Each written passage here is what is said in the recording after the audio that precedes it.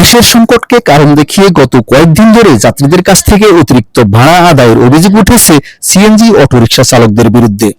কোথাও দেড় গুণ, কোথাও আবার প্রায় দ্বিগুণ ভাড়া দিতে বাধ্য হচ্ছেন সাধারণ যাত্রীরা। যাত্রীদের ধারাবাহিক অভিযোগের ভিত্তিতে 15 আগস্ট শনিবার সরেজমিনে গিয়ে দেখা যায় লক্ষ্মীপুরের রামগতি, কমলনগর, নোয়াখালীর সোনাপুর, মাইজদী, চৌমুহনী এবং ফেনী জেলার বিভিন্ন রুটে বাড়তি ভাড়া নেওয়া হচ্ছে।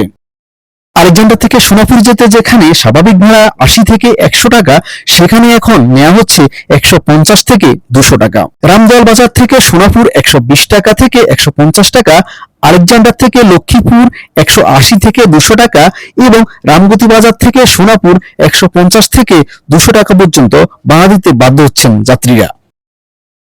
শুধু সিএনজি অটোরিকশা নয়, আলেকজান্ডার থেকে লক্ষ্মীপুর, চৌমুহনী, সোনাপুর থেকে মাইজদী, চৌমুহনী সহ ফেনীর বিভিন্ন রুটে চলাচলকারী লোকাল বাসেও অতিরিক্ত ভাড়া আদায়ের অভিযোগ রয়েছে। তবে চালকদের দাবি, গ্যাস সংকটের কারণেই বেড়েছে এই ভাড়া। সেই দাবির সত্যতা যাচাই করতে সোনাপুর থেকে ফেনী রুটের কয়েকটি সিএনজি ফিলিং স্টেশনে গিয়ে দেখা যায় সংকটের বাস্তব চিত্র। একাধিক স্টেশন গ্যাস মজুদ না থাকায় বন্ধ রয়েছে কার্যক্রম। আবার একলাশপুর বাজারের একটি স্টেশনে গ্যাস সরবরাহ করা হলেও সেখানে গাড়ির দীর্ঘ লাইন, দেওয়া হচ্ছে সীমিত পরিমাণ গ্যাস। ফলে একদিকে জ্বালানি সংকট, অন্যদিকে অতিরিক্ত ভাড়া ও নানা হয়রানিতে চরম ভোগান্তিতে পড়েছেন সাধারণ যাত্রীরা।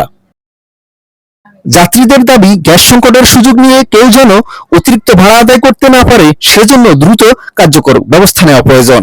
গ্যাস সংকট নিরসনের পাশাপাশি অতিরিক্ত ভাড়া আদায় বন্ধে সরকারের দ্রুত পদক্ষেপ চান ভুক্তভোগীরা। সারোয়ার মিলন, দেশালোক.com, রামগতি, লক্ষ্মীপুর।